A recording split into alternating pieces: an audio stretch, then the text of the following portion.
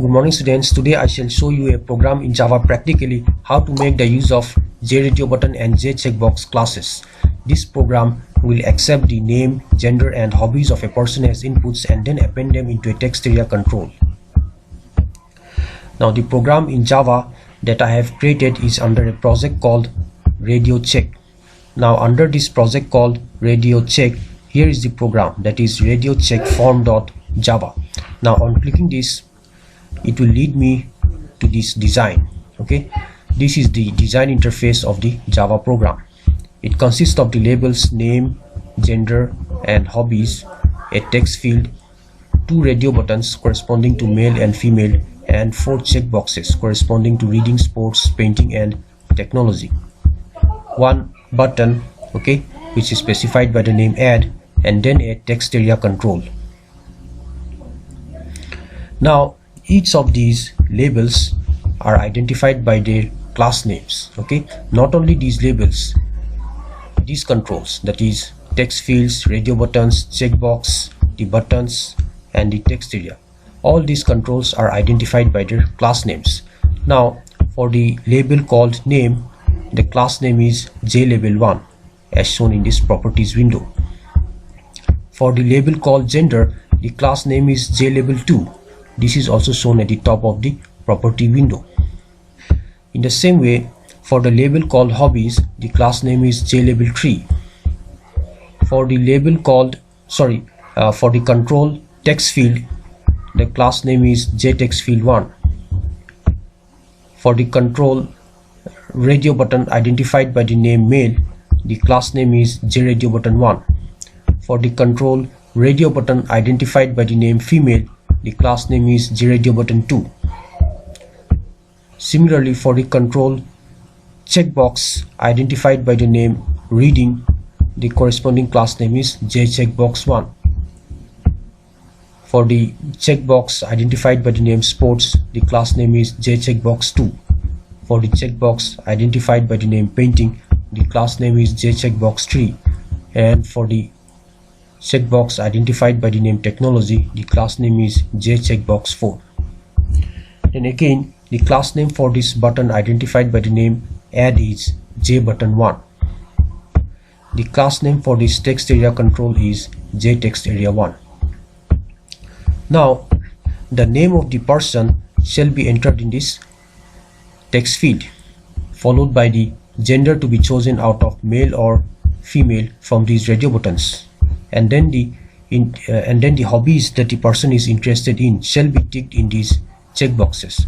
For instance, if the person is interested only in 2 hobbies, that is reading and technology, just check the tick boxes corresponding to reading and technology and then click the add button. And once you click this add button, the name of the person along with the gender of the person with the hobbies that he is interested in shall get displayed in this text area control. And once you do that, say if you wish to add another person's name, gender and hobbies into the text area control, then you have to click the add button again, okay, to extract the entries of that particular person, okay, so that it gets displayed into the text area control.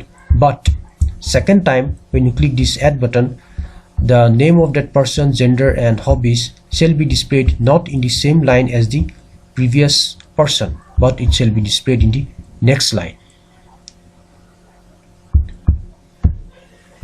Now see, this add button acts as an event, okay, because the name of the person, the gender chosen out of male or female and the hobbies that the person is interested in, okay, shall get added into this text area control only on occurrence of an event. So the click of this add button acts as an event. Okay, so on doing that, when you click this add button, this will lead you to a method known as JButton1 action performed. So let me highlight this method. This method consists of an body. The body is represented by the opening curly brace and then the closing curly brace. Okay, let me highlight it. Now inside this body, okay, represented by the opening and the closing curly brace, there is a piece of Java code. Now let me highlight this piece of Java code here. Okay, so this is the piece of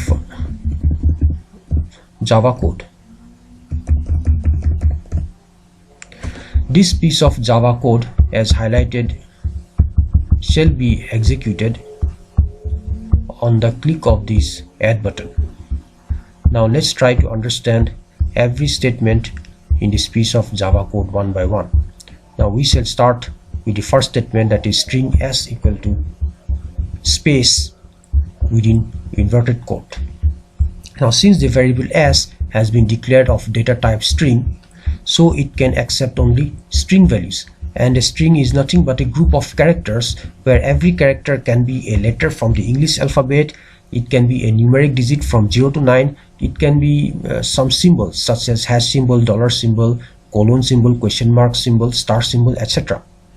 But whatever character gets assigned to this variable s, or whatever group of characters gets assigned to this variable s, that shall be enclosed within inverted comma, because whenever a variable has been declared of data type string, the value assigned to that variable should be enclosed within inverted quote.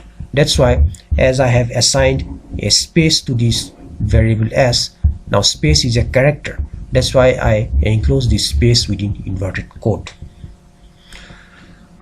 And in the next line, just after assigning the space to this variable s, I also assigned a text called name. Okay, this text name actually represents the label name.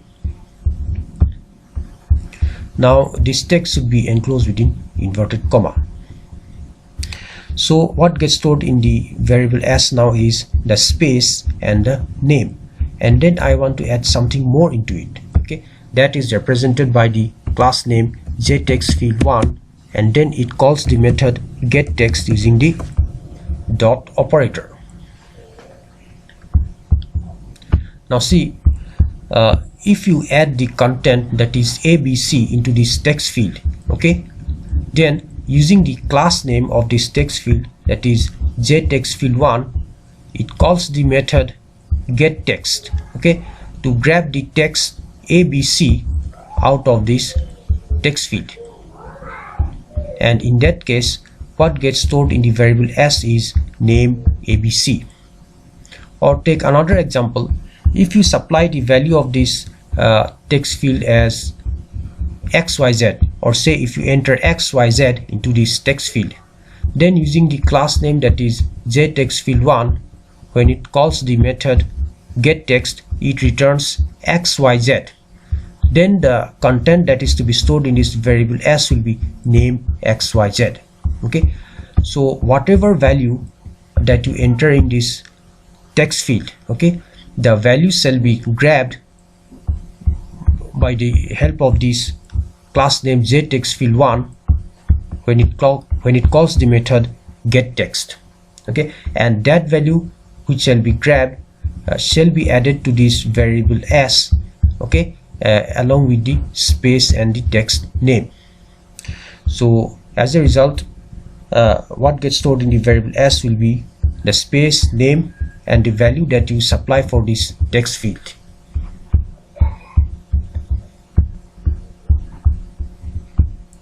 Now just after you add the text name and the content of this text field into the variable s, next you have to add it to the variable s is the text gender.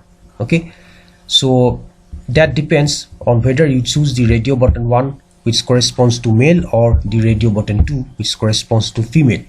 Say for example, you choose the radio button 1, which corresponds to male, okay, and the name of this radio button is what? JRadioButton1. So if you do that, then out of these two if conditions, that is if JRadioButton1 dot is selected and if JRadioButton2 dot is selected, JRadioButton1 dot is selected shall get activated. Okay, that is this one shall get activated, because if you have chosen the gender to be male, okay, which is the JRadioButton1, then this if condition shall get executed. That is, if JRadioButton1 dot is selected, and on doing that, again a space shall be added with this a space shall be added into this string variable called as, along with the text gender, and then the content of this radio button, which is returned by this class name JRadioButton1 when it calls the method getText. Now that the content of this radio button is male, so using the class name JRadioButton1, when it calls the method getText, it returns male. So what gets stored in S now is space gender male. But before that, the name of the person has already been added to this variable S. So this time, along with the name of the person, the gender of the person is also added to this variable S. Now the variable S will contain the name of the person as well as the gender. And once you do that, just come below. You now have to tick the hobbies that the person is interested in. Let's say if he is interested in the hobbies reading and technology, then for reading the class name is JCheckBox1, and for technology the class name is JCheckBox4. Okay, so now the checkbox corresponding to reading shall be executed. Okay, that is the if statement corresponding to the checkbox called reading shall be executed. Now since the class name for the checkbox corresponding to reading is JCheckBox1, that's why this if statement corresponding to JCheckBox1 shall get executed first. So if this checkbox is selected, okay, then to the same variable as, I shall add the text hobbies along with a space and then the content of this checkbox. Okay, since the checkbox is represented by the class name JCheckBox1, using this class name I shall use the dot operator to call the getText method. Now this getText method will grab the content of this checkbox, which is nothing but reading. Okay, now what gets stored in this variable S is the space, the text hobbies along with the content of the checkbox, which is reading. So space hobbies reading gets stored in the variable S. But before that, the name of the person followed by the gender has already been added to this variable S. Now in addition to those, newly the hobbies of the person has been added into this variable S. So this time the hobbies reading has been added to this variable S. Now after that, the fourth checkbox, okay, bearing the text technology has been selected, and since this is also regarded as a hobby, that is technology, the class name corresponding to this checkbox is JCheckBox4. Okay, so the class name corresponding to this checkbox is JCheckBox4. Now using this class name, okay, now let me check this if condition corresponding to this class name, that is JCheckBox4. So this is the one. Now this if condition will get executed, that is if JCheckBox4 dot is selected holds true, then again a new hobbies gets added into this variable S, and that hobby will be represented by this class name JCheckBox4 when it calls the getText method. And if it does that, then the text technology out of this checkbox shall be extracted using this getText method, which is called by the class name JCheckBox4. As a result, now what gets stored in this variable S is the space, hobbies, and then technology. And before that, already the variable S consists of the name of the person, the gender of the person, the first hobby reading that he has selected from the JCheckBox 1, and now finally he has chosen another hobby from this checkbox with the class name JCheckBox 4. Now once it does that, all these entries, okay, from the text field, from these radio buttons and from these checkboxes has to be added into this text area control. And for that, since the class name of this text area control is JTextArea1, that is why I shall use the JTextArea1 class and call the append method, okay, to add this variable s as the argument. Okay, now as soon as we do that, all the entries of this variable s, which contains the entry from this text field, entry from these radio buttons, entry from these checkboxes, shall get added into this text area control. And followed by that, I have added a slash and character. This is because once I add the first entry into this text area control, the slash n will shift the mouse cursor to the next line, so that if you wish to add another entry of a different person, okay, by clicking the add button, that entry should appear not in the same line as the previous entry but in the next line. So this is how this entire piece of Java code works. Now let me run this program for you to understand. For running this program, okay, just click this button, okay, run project.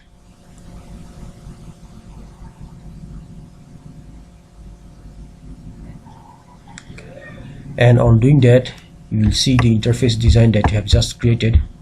Now at first, type the name of the person. Let me type the name of the person as, say, Miles. Now the gender that I choose is male for Miles, and let's say the hobbies that the person Miles is interested in is painting and technology. And now I click this add button, which is actually an event. So on clicking this add button, you will see that the label name along with the content of this text field, that is name Miles, gets displayed here, followed by a space. Okay, the space I have already specified in the piece of Java code that I have shown. Then you specify the label gender. Okay, so label gender gets displayed here along with the type of gender chosen, whether it's male or female. Since you have chosen male, so male gets displayed here. Then the hobbies, the label hobbies gets displayed here. Now that since he has ticked only two hobbies, painting and technology, in these two checkboxes, so hobbies painting gets displayed first here, and then hobbies technology gets displayed here secondly. Now if you wish to add another person by the name, say, Michael, and gender to be chosen is female, not male, so uncheck this male. Now the hobbies that Michael is interested in is reading and painting, okay, not technology. Then you click the add button. You can see the name Michael, gender female, and hobbies as reading first, and then again hobbies as painting second in the second line. Now note that this entry for the name Michael, okay, is appearing in another line. It's not appearing in the same line as that of the entry Miles. This is because of the slash and character that you have added, okay, the slash and character that you have added in the piece of Java code here. Let me show you again. When you have appended the content of the string variable s into this text area control, you have also added a slash and character. This is because of the slash and character that entry of a different person gets displayed in a new line and not in the same line. Okay, so I hope you understood this program and the dry run of this program. Now let me end my presentation here.